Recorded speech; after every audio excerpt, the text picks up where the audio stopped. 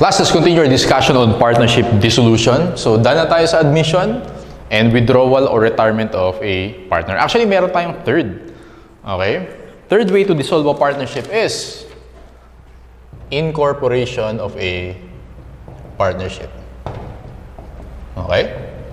So, ayan. Dagdag natin yan. Incorporation of a partnership. So, dito natin discuss. So, when you say incorporation of a partnership, it means from partnership, i-convert natin into a corporation. Alright? So, ibig sabihin, from partners, magiging shareholder sila. Tama lang? Sir, bakit ba nagko-convert from partnership to corporation or what we call incorporation of a partnership? Well, corporations kasi have advantages over partnerships. So, ano yung advantages? Number one is limited liability. Okay? So, as you will learn soon sa partnership liquidation, the creditors of the partnership can run after the partners. Alright? Ang tawag natin doon, unlimited liability. Now, kapag corporation, walang ganun. Limited liability. Ibig sabihin, class, yung mga shareholders, yung liability lang nila is up to the extent of their capital contribution. Okay?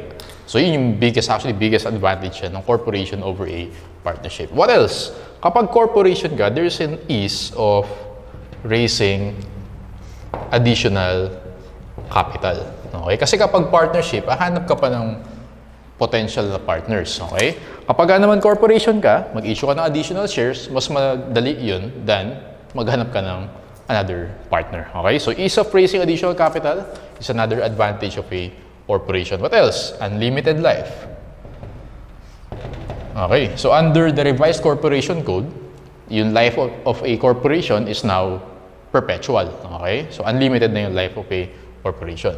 And easy transfer of ownership. So kung gusto mo nang mag-retire from the corporation, pwedeng ibenta mo yung shares mo sa ibang potential shareholders. Mas madali yun than sa partnership kapag may retirement sa partnership. Okay, so these are 4 advantages of a corporation. Kaya sometimes yung partnership kino-convert siya into a corporation. So ano yung mga rules na kailangan natin tandaan dyan? Well, same lang as admission and withdrawal. I-update muna natin yung capital balances. If may unallocated net income, allocate natin sa partners. And then after that, i-revalue natin yung assets and liabilities if kailangan. And then after that, tsaka natin i-reflect yung incorporation sa books of the partnership. O, sige, practice tayo, class. Let's go to number 14. 14. ABC partnership is converted into a corporation on January 1. Relevant information are as follows. So, meron kang carrying amounts, meron kang fair value. So, we know kapag dissolution, i-revalue natin yung assets and liabilities. Cash, same lang yung carrying amount niyan sa fair value. Okay? At face amount naman yung cash. Receivables, from 60 naging 40. So, lagay natin sa AR, babawasan natin ng 20,000. Okay? For inventory, from 80 naging 70. So, minus 10. Okay? For equipment, from 540 naging 670. Ilan ba yun? 130,000. So, plus 130,000 for equipment. Payable, same lang. So, walang effect yan. 50 naging 50. Therefore, yung net adjustment natin, class, 130 minus 10 minus 20, add natin yung 100,000 sa capital balances of the partners. Alright? So, lagay natin dyan, partners A, B, and C. So, may existing capital sila na, may P&L ratio muna, 20%, 30%, and 50%. Alright?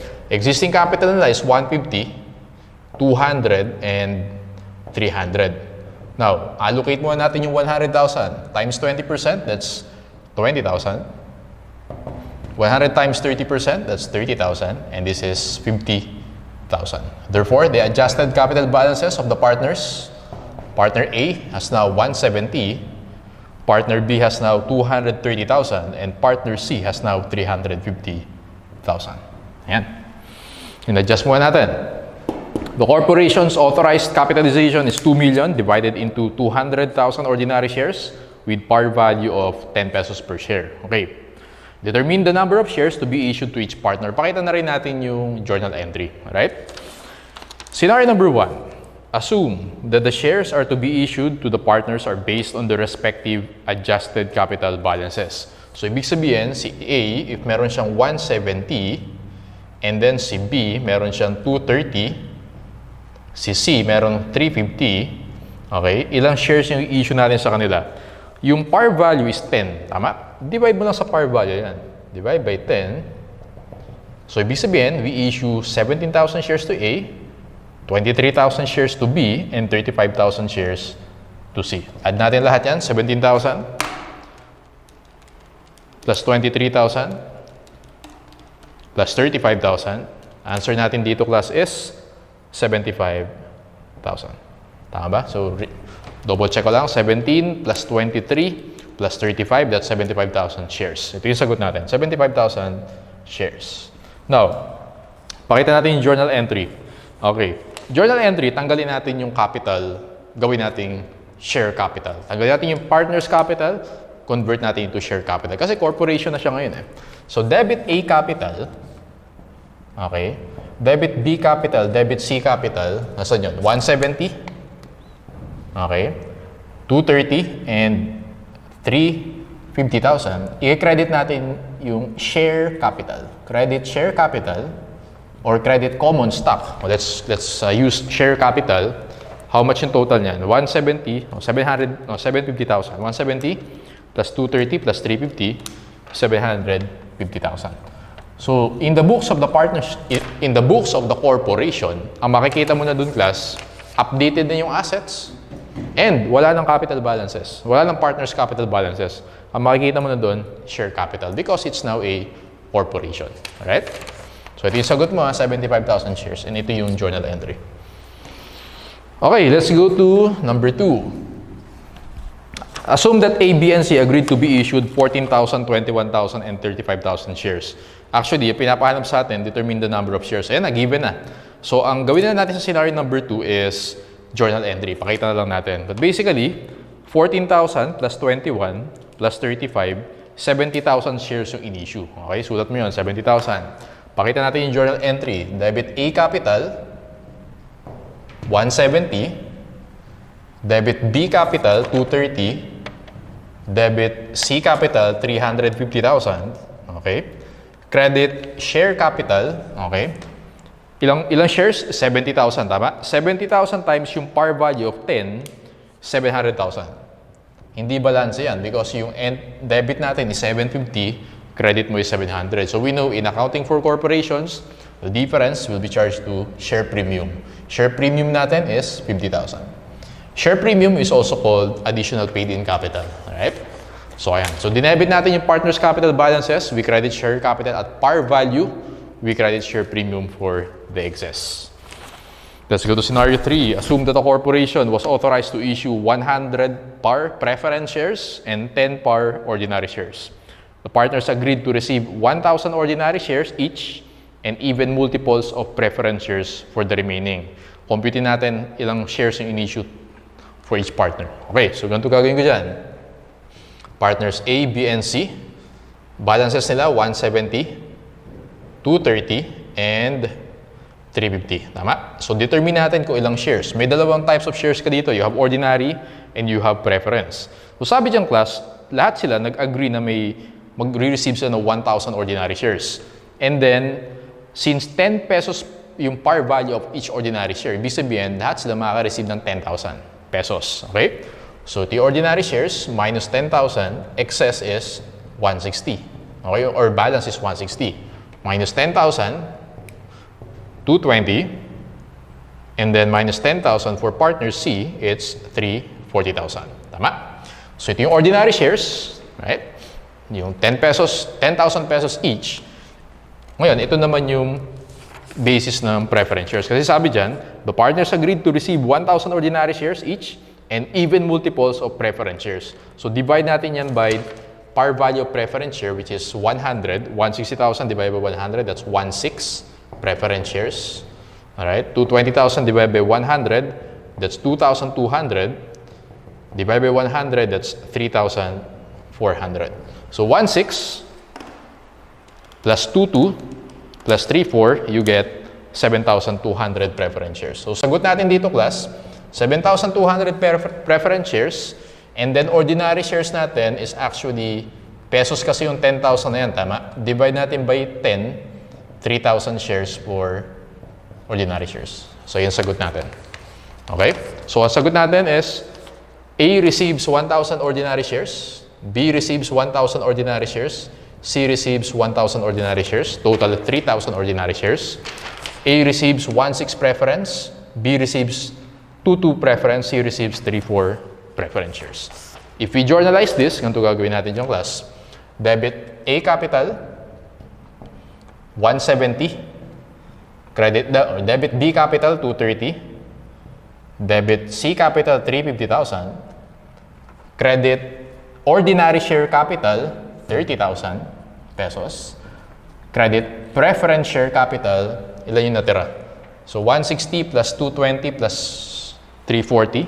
160 plus 220 plus 340, 720,000. So, ito yung entry mo dyan for scenario number 3. Okay? So, ayan, that's how we do it. Easy. Okay, so tapusin natin to class. Pero lang tayong 3 problems for dissolution. Mabilis na lang kasi multiple choice. Let's go to number 15. XY partnership admits Z as a new partner. Okay? The statement of financial position before admission of Z is shown below. Okay, so meron kang assets and you have the capital balances of partner X and Y. So binigyan na rin yung P&L ratio sa atin. 60% for X and then 40% for partner Y. Right? The following adjustments are determined. A, the recoverable amount of the AR is 116,400. Okay? So lagay natin yan. So AR 116,400. So ibig sabihin class, from 120 magiging 116,400 siya. Decrease of 36. Tama? Next, a 25,000 recovery of a previous write-down of inventory should be recognized. So, recovery, ibig sabihin, tataas yung value plus 25,000. Letter C, prepaid assets of 3,600 and accrued liabilities of 3 or 4,000 should be recognized. Yung assets, add yan. Okay? Yung liabilities naman, deduction naman yan. Okay? Kasi inverse yung relationship niya sa capital. Right? So, tingnan natin class, yung net amount niyan. So, 25,000 plus 3,600 minus 3,600 minus 4,000, 21,000. Positive 21,000. Okay. So, adjust natin yung capital balances of X and Y. So, si X meron siyang 170. Okay. Si Y may 94. 21,000, allocate natin to the two partners. 21,000 times 60%. 12,600 for partner X. Na-adjust ko muna. And then for partner Y, 21,000 times 0.4, 8,400. Okay. 170 plus 12,600, that's 182,600. 94,000 plus 84, 102,400. These are the adjusted capital balance of X and Y. Alright. Question number 1. Z acquires half of interest of Y for 100,000. How much is the capital balance of Y after admission? Ganito nang gagawin ko dyan. Si Y, meron siyang 102,400. Tama? Ngayon, binili ni Z is half. Alright? Since this is purchase of interest, meron ka lang transfer of capital. Therefore, ang may iwan kay Y is the remaining 50%. 51,200. That's our answer for number 1. Letter C. Ganun siya kasimple. Diba? Wala nang entry Kasi dun, nag-entry na ako sa previous problems. Dito wala na. Diretso sagot na tayo. Number 2, Z invests 71,250 cash for a 20% interest in the net assets and profits. Z's capital account is credited for the fair value of the 20%. How much is the capital balance of Y after the admission of Z? Alright. So, si X and Y, meron silang total capital of 182,600 plus 102,400, 285,000. Tama? Now, X and Y, meron silang 285,000 and then si partner Z, papasok siya, 71,250 yung investment niya. Okay? So, ibig sabihin, yung total capital of the partnership is 356,250. Now, gusto niya 20% interest times 20%, Z gets 71,250. So ito yung agreed capital, yung kinontribute niya is 71,250, equal sila, walang bonus to new or old partner. So ibig sabihin class, yung capital balance of Y after admission of Z is still the same, 102,400. That's why answer natin for question number 2 is letter A, 102,400. Number 3, Z invests 100,000 cash for a 20% interest. If the bonus method is used, how much is the capital balance of Y after the admission of Z? Ganito gagawin ko dyan. Si X and Y, meron silang 285,000 capital. Tama? Ngayon, nag-invest Z, 100,000. Total capital of the partnership is 385,000. So, gusto ni Z ng 20%, 385,000 times 20%, 77,000. Right? 77,000 ang tawag natin dyan, this is the agreed capital. Kinontribute ni Z is 100,000. So minus 100,000, this is 23,000. Tama? Yung 23,000 na yan is bonus to, ito yung kinontribute ni Z, binigay na sa kanya 77, bonus to X and Y yan. Tama? So X and Y. So hati sila. 23,000, o prorate natin, times 60% using their old P&L ratio, 13,800. Okay? 13,800. Si Y naman, 23,000 times 40%, 9,200. Yung tanong dito, class, is si partner Y. Alright? So, si partner Y, meron siyang 102,400. Add natin yung 92. Okay? 102,400 plus 92. Answer natin is 111,600. Letter boy. For question number 3. Boy is the answer. Okay? Easy. Number 4, if no bonus is allowed, how much should Z invest in order to obtain 2/5 interest in the partnership? Wala daw bonus. Okay? Ganito gagawin ko dyan, class. So, ang gagawin ko dyan, si X and Y, meron silang total capital ng 285,000. Gusto mag-invest ni Z for a 2/5 interest. Kung si Z may 2/5, ibig sabihin, si X and Y, meron silang 3/5. Does that make sense? Okay. Now, kung 3/5 si X and Y, paano ko makukuha yung 100% niyan? Babaliktarin ko lang yan. Multiply ko yan by 5/3. 285,000 times 5/3, I will get here 475,000. Grinos up ko siya. Therefore, I got here the 100% capital or the total capital. Si Z gusto niya ng 2/5, multiply natin sa 2/5 times 2/5. Therefore, Z has to invest 190,000, which is letter A. Ayun. Okay yan. Diba? Okay, so gross up lang natin. Kung 2/5 si Z, 3/5 si X and Y. Gross up, guhin 100%, multiply by 2/5. Okay, last 2 questions. Easy questions lang yan. Okay, number 16, the partners in XYZ company had the following capital balances and P&L sharing percentages. X, 50%, 320,000. Y, 30%, 192. And Z, 20%, 128,000. Okay, X decided to retire and sold his interest to Y for 360,000. The entry on X's retirement included. Okay, so tingnan natin.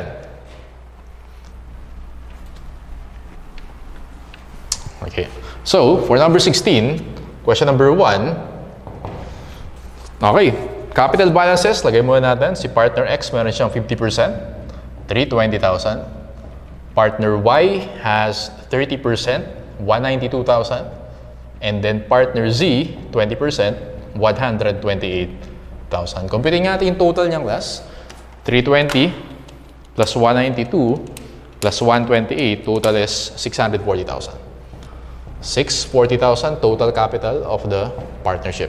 Now, wala naman sinabing difference sa book value and fair market value of assets and liabilities. Wala ring net income. So, okay na yan. Ibig sabihin, ito na yung adjusted.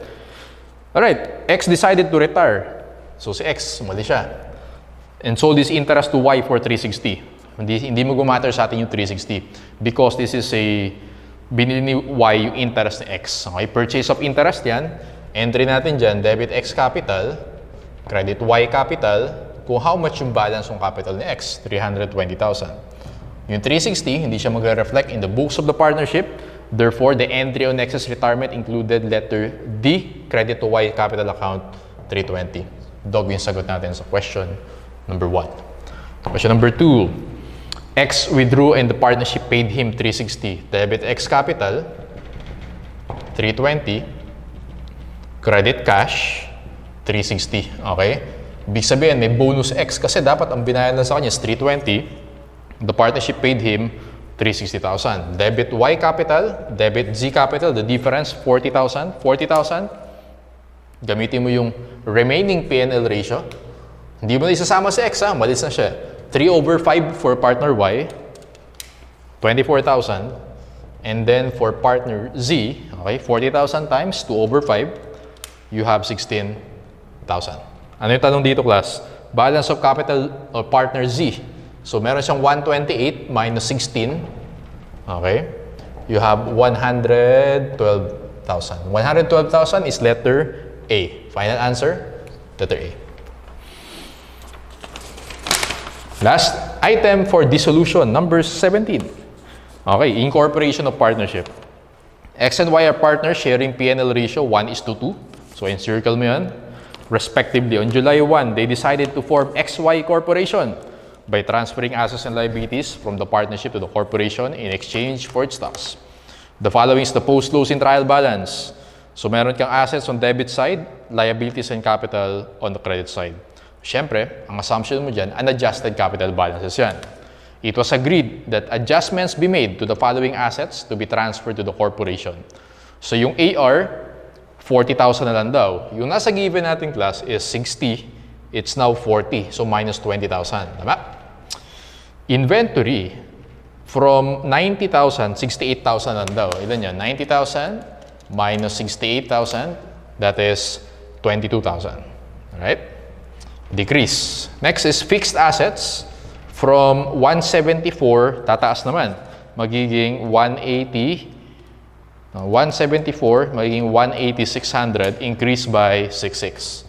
Okay, so yung net adjustment class is 20,000 plus 22 minus 66, 35,400. So negative 35,400. Alright? So yun yung net adjustment. So we know, kailangan natin i-adjust yung capital balance of the partners, partner X and partner Y. Okay, so si partner X meron siyang 94,800. Si partner Y naman meron siyang 214,200. Adjust natin yung 35,400. 35,400, what is their P&L ratio? 1:2. Times 1 divide by 3. 11,800 minus tayo kay partner X. Minus kasi negative adjustment. Partner Y naman, 35,400 times 2/3. 23,600. Okay. So, tingnan natin class. 94,800 minus 11,800, 83,000. Right? Adjusted capital balance of the partners. 214,200 minus 23,600, 190,600. Okay. Adjusted capital balances. Let's go to the next paragraph. XY Corporation was authorized to issue 100 par preferred stock and 10 par common stock. XY agreed to receive for their equity in the partnership 720 shares of common stock each plus even multiples of 10 shares of preferred stock for the remaining interest. The total number of shares of preferred stock issued by the corporation are, okay, of preferred and common stock. So, tignan natin. So, si X, meron na siyang adjusted capital balance of 83,000. Si Y naman, meron siyang 190,000. Okay, so bigyan muna natin sila ng common stock or ordinary shares. So how much yan? Sabi dyan, magre-receive dito sila ng 720 shares of common stock. Yung par value is 10, tama? 720 times 10 is 7,200. So minus 72, okay, so common stock, yung matitira sa kanila, 83,000 minus 72, 75,800. For partner X, 190,000 minus 72, 182,800 for partner Y. Okay? Now, yun naman yung bibigyan natin ng preferred stock. Now, meron kang par value na 100 for preferred stock. Okay? Ibig sabihin, 75,800 divided by 100, you have 758. 182,800 divided by 100, you have, okay, so tama ba? So 190,000, ulitin ko lang ha. 190,000 minus 72, this should be 182,800. Teka. It should be 190,600 pala to. Kaya mali ako. 190,600. 190,600 minus 72, this should be 183,400. 183, okay, 400. 183,400 divided by 100, 1,834 preferred shares. Okay, add natin. Sa preferred shares, 1,834 plus 758, 2,592 preferred shares.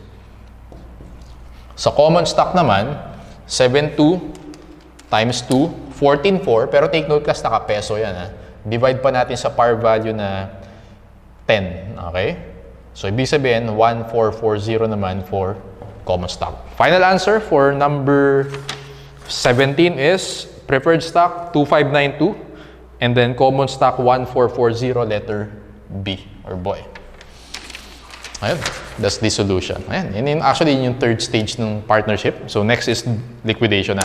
Before going to liquidation, sagutan muna natin class yung theory questions natin related to dissolution. Let's go to number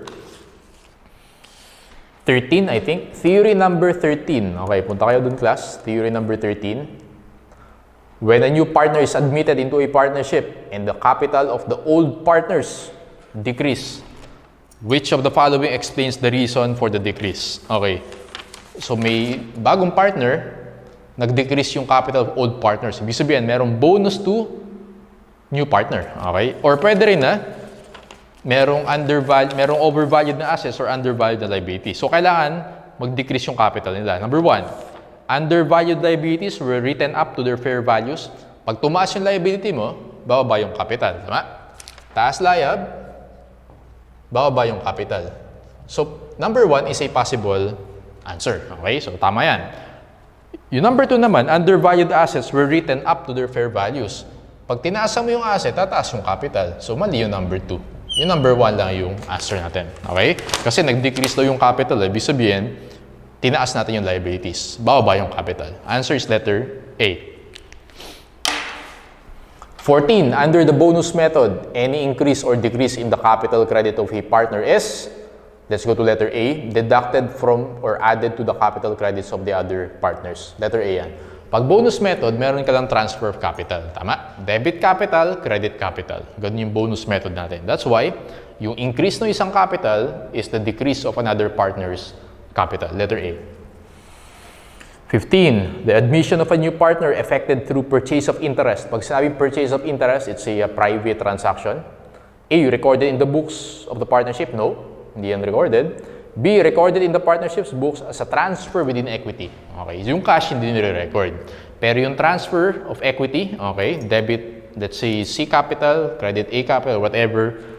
So yun yung nire-record sa books of the partnership. Alright? Letter B yung sagot natin.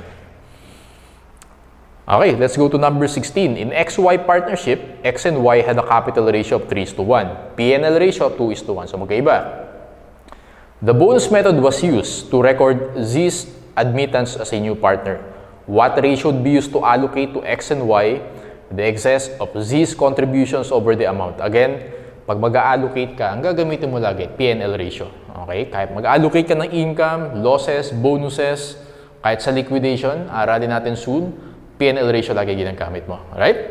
So in this case, ang gagamitin mo is the old P&L ratio. Letter D, dog. X and Y's old P&L ratio. Hindi mo gagamitin yung new P&L ratio. Okay? Yung old mo na gagamitin mo. Okay? Pag nag-admit ka. Pag nag-retire naman, ganoon din. Yung remaining P&L ratio naman. Number 17. So dogs for number 16 na, dog. Letter D. Number 17, when partner X retired, the partnership paid X an amount that was lower than the capital balance account. Which of the following statement is incorrect? So imagine mo lang yung journal entry. Debit X capital, credit cash. Mas maliit daw yung cash. So ibig sabihin, meron kang bonus to remaining partners. A, the partnership's asset decreased as a result of the retirement. Tama yan. Incorrect yung hinahanap. So tama yung A kasi nag-credit cash ka eh. B, the other partner's capital account increased. Yes, kasi bonus to remaining partners. So, tama yan. The partnership assets were not affected. Incorrect. Dahil bababa siya. You paid cash. So, bababa yung asset. Letter C yung sagot natin. The number of capital accounts decreased. Yes, si X alis siya. So, mawawala yung X capital. C is the answer for number 17. Let's go to number 18. A bonus is recognized by existing partners at the date a new partner joins a partnership when which of the following relationships occur. Okay. Si existing, okay, or yung old partners, meron siyang bonus if A yung sagot.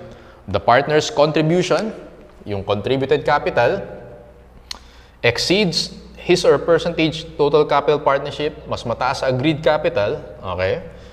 In that case, contributed capital exceeds the agreed capital, merong bonus to existing or to the old partners. A na yung sagot natin. Okay, yung B naman, kapag yung contributed capital is less than the agreed capital, bonus naman yan to the, okay, to the new partner. Alright? Tama? To the new partner. Okay, letter C naman, kapag equal yung contributed capital to agreed capital, walang bonus. Alright? That's why A yung answer natin for number 18. Last item for theory for dissolution. Number 19, which of the following is true with regard to a withdrawing partner or retiring partner? A bonus must be paid to the retiring partner. Ang nagpamali dyan yung must. Not necessarily. Kasi pag nag-retire, pwedeng bonus to retiring or bonus to remaining. Okay? Boy, a bonus may be paid to the retiring. Yun yung tama. Boy yung tama dyan. C, a bonus must be paid, okay, to the retiring or to the remaining, pwede ring equal. Okay? So, pag equal yung cash na binayad mo and yung capital balance, walang bonus. Kaya mali yung C. Dog, recognizing a bonus is not appropriate, false yan. Answer natin dyan, yung true dyan is boy, a bonus may be paid to the retiring. May be paid to the retiring. Boy for number 19. Next meeting, we will discuss partnership liquidation.